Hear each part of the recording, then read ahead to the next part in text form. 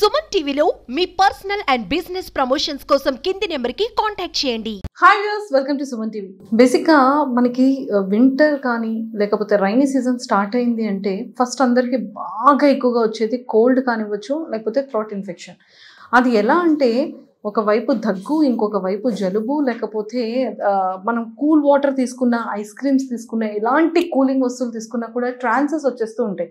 చిన్నప్పటి నుండి కొంతమందికి ఉంటుంది, తర్వాత మిడిల్ ఏజ్లో కొంతమందికి వస్తూ ఉంటుంది. అది వస్తూ ఉంటుందో రాదో నాకైతే తెలీదు, బట్ నేనైతే అనుకుంటున్నాను. సో ఇప్పుడు ఏంటంటే నవేడేస్లో ప్రతి హాస్పిటల్కి వెళ్తే ట్రాన్సెస్ తీసేయాలి, అసలు చాలా కష్టం అండ్ టకటక ఆపరేషన్ అంటారు, ట్రాన్సెస్ తీసేస్తారు. లేకపోతే కొన్ని ప్రాబ్లమ్స్ ఆస్తమాకి మళ్ళీ ఆ నోస్కి కనెక్టివిటీ చేస్తారు. ఇలాంటివి చాలా మనం వింటూనే ఉంటాం, చూస్తూనే ఉంటాం రెగ్యులర్గా. బట్ అసలు ఈ ట్రాన్సర్స్ అనేది మెడిసిన్తో క్యూర్ అవుతుందా, లేదు అంటే ఖచ్చితంగా సర్జరీ చేయాలా, అసలు ఈ ట్రాన్సర్స్ వల్ల ఎఫెక్ట్ ఏంటి అనేది ఈరోజు తెలుసుకోవడానికి నాతో పాటు డాక్టర్ సింధూరా మ్యామ్ ఉన్నారు. ఈఎన్టీ స్పెషలిస్ట్ అనమాట, and Sindhura hospital managing director and Srikakulam. Hello ma'am. Hello అండి, welcome to Suman TV. Thank you. And నిజంగానే మనకి ఎంటైర్ మన బాడీలో చాలా ఇంపార్టెంట్ అయింది ఏంటి అంటే ఇయర్, నోస్, థ్రోట్. నోస్ ఇది లేదు అంటే ప్రాణం మనిషికి లేనట్టే. ఇయర్ అనేది లేకపోతే అసలు దేనిని వినలేం, అసలు సౌండ్లే వినలేం. సో చాలా ఇంపార్టెంట్ అనేవి ఈ మూడింటిని చాలా జాగ్రత్తగా ఏ మనిషి అయినా కాపాడుకోవాలి. బట్ ఫస్ట్ మన టాపిక్ వచ్చేసేటప్పటికి ట్రాన్సర్స్. అసలు ఈ ట్రాన్సర్స్ అనేది ఏంటి, అవి ఎందుకు వస్తాయి, ఏ ఏజ్ నుంచి స్టార్ట్ అవుతుంది? ఈ ట్రాన్సర్స్ ని చాలా మంది టపటపమని సర్జరీ చేసేస్తూ ఉంటారు, తీసేస్తూ ఉంటారు. అసలు ఈ నిజంగానే ఈ సర్జరీ అనేది అవసరం ఉంటుందా? టాన్సిల్స్ అన్నది అందరికీ ఉంటాయండి. అది చిన్నప్పటి నుంచి పెద్దవాళ్ళకి అందరికీ టాన్సిల్ పిక్కలు అనేవి ఉంటాయి.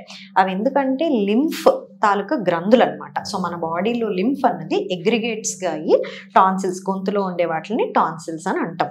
సో అది ప్రతి ఒక్కరిలో ఉంటుంది, ఉండాలి కూడా. సో కాకపోతే ఏంటంటే దానికి కొంత క్రైటీరియా ఉంటుందన్నమాట. అసలు ఎవరిలో సర్జరీ చేయాలి, ఎవరిలో కన్జర్వేటివ్గా మేనేజ్ చేయొచ్చు, ఎవరిలో మెడికల్గా ట్రీట్ చేయొచ్చు అన్నది కొన్ని క్రైటీరియా ఉంటుంది. సో మనం విలేజెస్లో కానీ కొన్ని సెంటర్స్లో కానీ చూస్తుంటే ఊరికే టాన్సిల్ పిక్కల్ని తీసేయడం అన్నది చాలా కామన్గా చూస్తున్నాం. అది యాక్చువల్లీ అంత ఇండికేషన్ కాదు. అయినా కానీ టాన్సిల్స్ ఉన్నాయి అంటే సర్జరీ చేసేయాలేమో, ఈవెన్ పేషెంట్స్కి కూడా టాన్సిల్స్ ఉన్నాయి అంటే రిమూవ్ చేసేయాలేమో అన్నది మాత్రమే తెలుసు. టాన్సిల్స్ ఉన్నాయి అన్నంత మాత్రాన రిమూవ్ చేయక్కర్లేదు. ఈవెన్ కొన్ని కండిషన్స్లో పిల్లడు నోరు అనగానే కొంతమందిలో కనిపిస్తుంటాయి, కనిపించినంత మాత్రాన కూడా రిమూవ్ చేయక్కర్లేదు. సో దానికి కొన్ని ఇండికేషన్స్ ఉంటాయి. సో వాటిని బట్టి మనం టాన్సిల్స్ని రిమూవ్ చేయాలా, కన్జర్వేటివ్గా మేనేజ్ చేయాలా అన్నది ప్లాన్ చేసుకోవాలి. సో అంటే దానివల్ల ఆఫ్టర్ సర్జరీ అయిన తర్వాత కూడా కూల్ వస్తువులు తినకూడదు, లేకపోతే మాట్లాడలేము, చాలా పెయిన్ ఉంటుంది, అది ఇయర్కి కూడా ఒక్కొక్కసారి ప్రాబ్లం అవుతుంది అని కూడా వినడం జరిగింది. అసలు దానివల్ల ఏమైనా ప్రాబ్లం ఉంటుందండి. అంటే టాన్సిల్స్ గొంతులో ఉంటాయి. సో ఎప్పుడైతే ఇలా కూలింగ్ ఐటమ్స్ అవి తీసుకున్నామో ఆల్రెడీ పెద్ద సైజులో ఉన్న టాన్సిల్ వాళ్ళకి ఇంకొంచెం పెద్దగా అయ్యి ఇన్ఫెక్షన్స్ వచ్చే అవకాశాలు ఉంటాయి. పర్సే షుగర్స్ తినడం వల్ల కానీ, కూల్ డ్రింక్ తాగడం వల్ల కానీ టాన్సిల్స్ రావు. ఆల్రెడీ ఉన్న వాళ్ళలో వాళ్ళు బాగా ససెప్టబుల్ అవుతారు అనమాట. అంటే సపోజ్ ఆల్రెడీ వాళ్ళలో వైరల్ ఇన్ఫెక్షన్ ఉందనుకోండి, చిన్నది, వాళ్ళు ఐస్ క్రీమ్ తిన్నారనుకోండి, ఆ ఉన్న వైరల్ ఇన్ఫెక్షన్ ఎక్కువ అవుతుంది, అది బ్యాక్టీరియల్ ఇన్ఫెక్షన్ గా కన్వర్ట్ అవుతుంది. అంతే తప్ప ఐస్ క్రీమ్ తిన్నంత మాత్రాన్ని వచ్చేస్తుందని కాదు. సో ఆ చల్లదనానికి చిన్న వెజల్స్ కన్స్ట్రిక్ట్ అయ్యి చిన్న దగ్గులాగా, పొడి దగ్గులాగా వస్తుంది. సో అందుకు ఐస్ క్రీమ్సే మానిపించేస్తుంటారు పాపం చిన్నపిల్లల్లో, కూల్ డ్రింక్సే మానిపించేస్తుంటారు. జెన్యూన్గా అవసరం అయితే లేదు. ఓన్లీ టాన్సిల్స్ రిపీటెడ్ ఇన్ఫెక్షన్స్ వస్తున్నాయి అనుకోండి, వాటిని మనం సర్జికల్గా రిమూవ్ చేసేసేయచ్చు.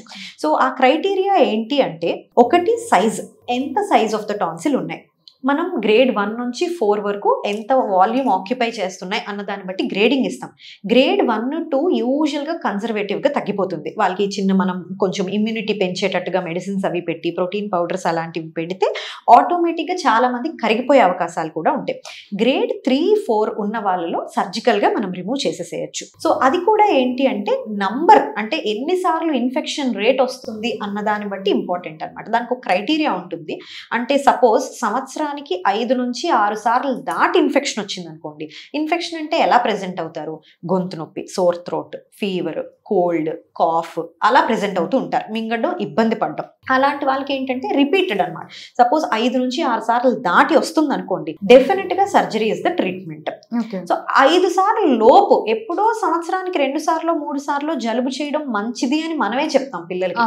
ప్రతి పిల్లాడికి కూడా, ప్రతి స్కూల్ గోయింగ్ పిల్లలకి కూడా సంవత్సరానికి 2 నుంచి 3 సార్లు జలుబు చెయ్యాలి. చేస్తేనే ఇమ్యూనిటీ పెరుగుతుంది, చేస్తేనే వాళ్ళు సపోజ్ ఒక ఇన్ఫెక్షన్ వాళ్ళ బాడీలోకి వెళ్ళింది అనుకోండి, వాళ్ళకి ఇమీడియట్గా కోల్డ్ కాఫ్ వస్తుంది, మనం మహా అయితే చిన్న యాంటీబయాటిక్ పెట్టేస్తాం, అయిపోతుంది. ఆ తర్వాత మళ్ళీ అదే ఇన్ఫెక్షన్ వాళ్ళని ఏం చేయలేదు. దట్ ఈస్ హౌ వాళ్ళు ఇమ్యూనిటీ డెవలప్ చేసుకుంటారు. సో అందుకు వాళ్ళు బ్యాక్టీరియాకి, వైరస్కి ఎక్స్పోజ్ అవ్వాలి. ఈసారి ఒక బ్యాక్టీరియాకి ఎక్స్పోజ్ అయ్యారు, 3-4 నెలల తర్వాత ఇంకో బ్యాక్టీరియాకి ఎక్స్పోజ్ అవుతారు. సో ఆటోమేటిక్గా వాళ్ళలో ఇమ్యూనిటీ, యాంటీబాడీస్ అలానే డెవలప్ అవుతాయి అనమాట. అట్లా కాకుండా మన ఇన్ఫెక్షన్ వచ్చింది కదా, సంవత్సరంకి ఒకసారి వచ్చింది కదా అని టాన్సిల్ పిక్కలు తీసేయడం అన్నది మంచిది కాదనమాట. సో బయట కూడా చాలా మంది, అంటే స్పెసిఫికల్గా ఊర్లలోని ఎంబీబీఎస్ చేసిన డాక్టర్స్ కాదు, ఆర్ఎంపీలు కూడా రిమూవ్ చేసేస్తుంటారనమాట టాన్సిల్స్. సో అది అన్నది ఎప్పుడు మంచిది కాదు. ఎందుకంటే టాన్సిల్ సర్జరీ అన్నది ఒక థియేటర్ సెటప్లో, ఆపరేషన్ థియేటర్ సెటప్ ఉండాలి, స్టెరైల్ కండిషన్స్ ఉండాలి, ఎసెప్టిక్ కండిషన్స్లో చాలా జాగ్రత్తగా చేయాల్సిన సర్జరీ. ఈ మధ్యన ఏంటంటే టాన్సిల్ పిక్కలు ఏముంది 500కి కూడా తీసేస్తారు, అది అసలు కాదు. ఎందుకంటే వాళ్ళకి ఎనస్థీషియా ఇవ్వాలి, పేషెంట్ని సెడేట్ చేయాలి, స్టెరైల్గా ఉండాలి. పొర్రపాటున, ఎందుకంటే టాన్సిల్స్ నుంచి వెజల్స్ డైరెక్ట్గా హార్ట్లోకి వెళ్తాయి. పొర్రపాటున ఇన్ఫెక్షన్ వచ్చిందంటే డైరెక్ట్ ఇన్ఫెక్షన్ హార్ట్లోకి, బ్యాక్టీరియల్ ఎండోకార్డైటిస్ వస్తాయి. సో ఆ కాన్సిక్వెన్సెస్ వాళ్ళకి తెలియదు. 100లో 90 మందికి ఏం అవ్వకపోవచ్చండి, ఆ ఒక్క మనిషికైనా ప్రాబ్లమే కదా. సో అది కూడా లైఫ్ థ్రెటనింగ్ ప్రాబ్లమ్ని మనం ఇన్వైట్ చేసినట్టు అవుతుంది. సో ఎప్పుడు కూడా జనాలందరూ కూడా టాన్సిల్స్ ఉన్నాయి అంటే భయపడక్కర్లేదు, డాక్టర్ గారి దగ్గరికి వెళ్తారు, వాళ్ళు క్రైటీరియా చూస్తారు. కొంతమందిలో మింగుడు పడడం కూడా ఇబ్బంది అవుతుంది. కొంతమంది పిల్లల్లో మింగుడు ఫుడ్ కూడా దిగదు, బాగా పెద్ద సైజ్ గ్రేడ్ 3, గ్రేడ్ 4 ఉండి అవి అబ్స్ట్రక్ట్ చేసేస్తాయి, కిస్సింగ్ టాన్సిల్స్ అంటాం అనమాట. అంటే 2 టాన్సిల్స్ ఇలా కలిసిపోతుంటాయి కూడా, అంత పెద్దవి అయిపోతుంటాయి. వాళ్ళు డెఫినెట్గా సర్జరీ చేసి రిమూవ్ చేసేస్తాం.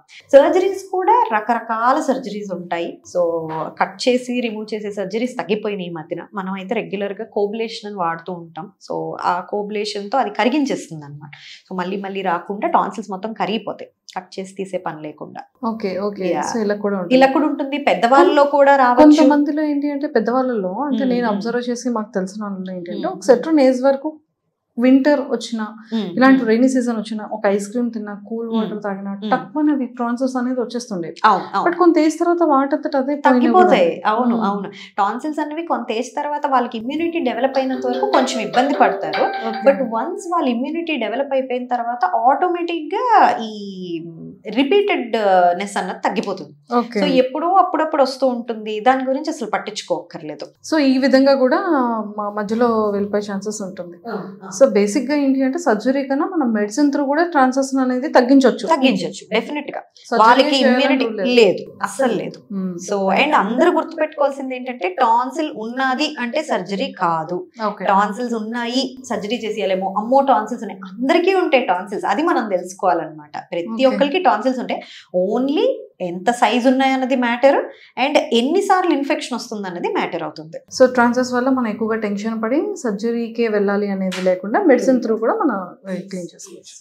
అండ్ ఇంకోటి ఏంటంటే మ్యామ్, నాకు గొంతుకు నుంచి ఏంటంటే చాలా మందికి ఆస్తమా అనేది కానీ, కొంతమందికి ఏసీ పడదు, కొంతమందికి కూల్ వస్తువులే పడవు. దానివల్ల ఏంటి అంటే బ్రీతింగ్ ప్రాబ్లం కూడా అయిపోతుంది, నోస్ బ్లాక్ అయిపోతుంది. సో ఖచ్చితంగా సర్జరీ అనేది గొంతు నుంచి నోస్ వరకు అదంతా చెయ్యాలి అంటారు. సో ఏదో దానికి ఒక డిసీజ్ నేమ్ కూడా ఉంటుంది, నాకు ఐడియా రావట్లేదు. అసలు నిజంగానే అలాంటి ప్రాబ్లమ్స్ ఉంటాయంటారు? నోస్ సర్జరీ చేయాల్సి? నోస్ సర్జరీ అన్నది ఆస్తమాకి చేయమండి.